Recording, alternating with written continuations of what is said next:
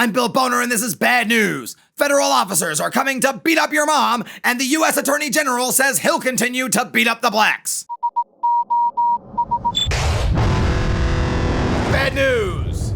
This week, the Trump administration is under fire for the actions of federal officers in protests against racial injustice and police brutality in Portland, Oregon, the city voted least likely to have black people. The Trump troopers are being criticized for using excessive force and violating civil rights by groups like Wall of Moms, who at a recent demonstration pleaded.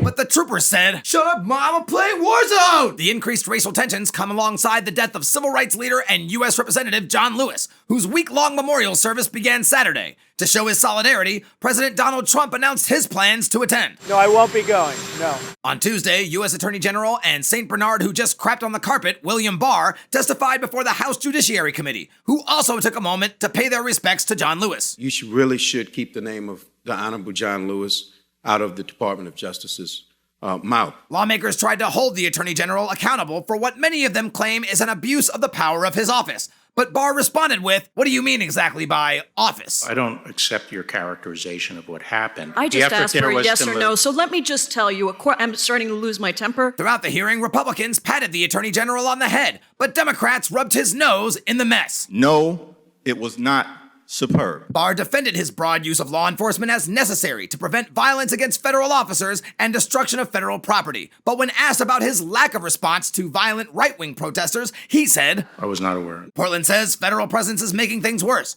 but Trump and Barr still want to send their troopers to more cities. And it may take more than 4 hours of Democrats yelling, "Bad Barr, bad," to convince America's top cop that systemic racism is real. I'm Bad News Bill Boner. Bad news!